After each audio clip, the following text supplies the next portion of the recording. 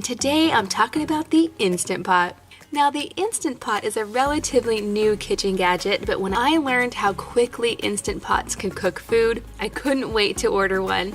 But you guys, I actually ordered my Instant Pot on Amazon Prime Day last year, and it sat in the box for months before I actually tried it, because to tell you the truth, I was a little bit intimidated. So in today's video, I'm going to share some tips and tricks, some easy recipes that are perfect for you if you're just starting out. The first thing I ever learned to make in my Instant Pot were hard-boiled eggs. Now technically the Instant Pot steams the eggs, but it does such a great job. It's an excellent place to start.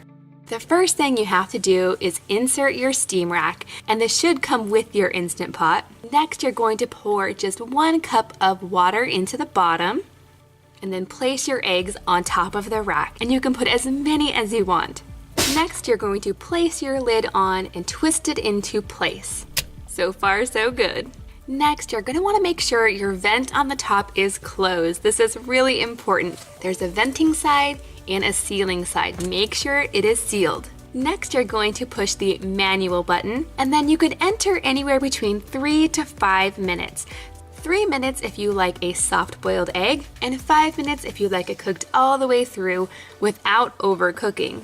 When the cooking time is up, you're going to do a quick release of the pressure by turning the knob to venting. And I like to use a pot holder to protect my hand from the steam. Next, I'm going to put my eggs directly into an ice bath.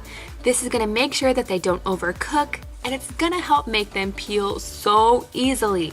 These hard-boiled eggs are great for egg salad, potato salad, or just to have a quick snack. Now, after I learned how easy these are to make in the Instant Pot, I've never boiled eggs on the stovetop again. So once you've mastered the hard-boiled egg, it's time to move on to some baked potatoes. They are so easy in the Instant Pot and perfect if you're trying to feed a crowd or if it's a holiday and you have other items in the oven. Now, just like with my eggs, I've started by adding my rack and 1 cup of water. Next, I'm going to add in my potatoes. I'm using a medium-sized russet potato, which I've already washed. I'm not going to peel these because I actually like the skin on mine. Once my lid is on, I'm going to make sure your vent on the top is closed. Then I'm going to hit the manual button, and I'm going to set the time for 17 minutes. If you're using really big potatoes, or if you're putting a lot of potatoes in your Instant Pot, you may want to increase your time. And by the way, you guys, this is also a great way to make mashed potatoes. These potatoes came out perfectly. They are tender all the way through, but they're not mushy and they're not falling apart.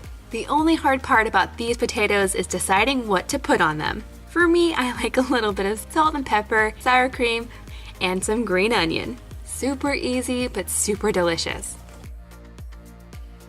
The next thing you're going to want to learn to make is some shredded chicken.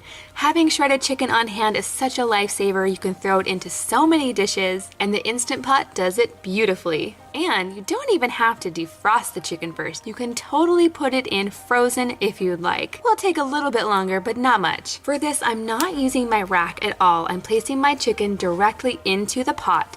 This is about 4 pounds. You could definitely make more or less. It's totally up to you. Next, I'm going to pour in 1 cup of chicken broth. If you don't have chicken broth, you can just use water. And then I like to add some seasoning to my chicken. So I'm going to throw in 2 teaspoons of Italian seasoning, 2 teaspoons of onion powder, 2 teaspoons of garlic powder, followed by salt and pepper to taste. I don't go crazy on the salt and pepper though, because I want to use this in other recipes. Next, I'm going to hit the manual button, or you could hit the poultry button if you'd like. And I'm going to set my timer for 8 minutes for this amount of chicken. Now, if my chicken was frozen, I would probably cook it for about 13 minutes. Now, when my time is up, I'm gonna go ahead and do a quick release on this.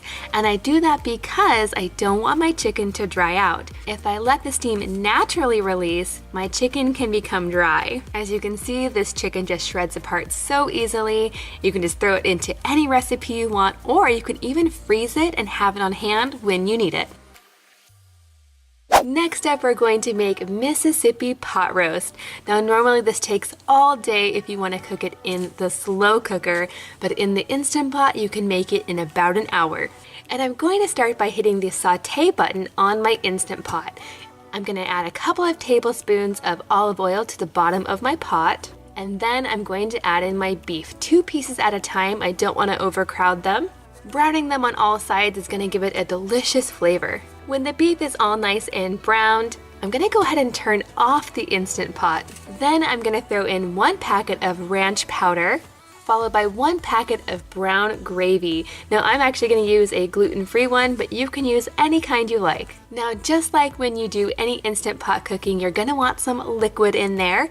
So to add some added flavor and to help tenderize the beef, I'm going to add some Coke, about 1 cup. You could substitute this with beef broth or water if you'd like. Next comes my favorite part, the pepperoncinis. These aren't very spicy, they just add a nice tang and saltiness to the pot roast. I like to add about 8 in there, just throw them in whole, followed by a couple tablespoons of butter. Next, I'm going to place my lid on. I'm going to make sure my valve is on sealing. Next, I'm going to hit the meat or stew button, and I'm going to set my timer for 40 minutes. I want my pot roast to shred apart easily, but I don't want it to dry out. When the time is up, I'm going to turn my valve to venting, and when it's safe, I can open her up. Now you guys, this is some seriously good pot roast, and you've also created a really yummy broth. You could thicken it and make a gravy. You could serve this over noodles or mashed potatoes, whatever you'd like to do. And you guys, if you're not into beef, you can totally make this with chicken. I hope you found this video helpful today. If you did, please give it a big thumbs up and let me know if you'd like to see more in the future. Thanks for watching, and I'll see you next time.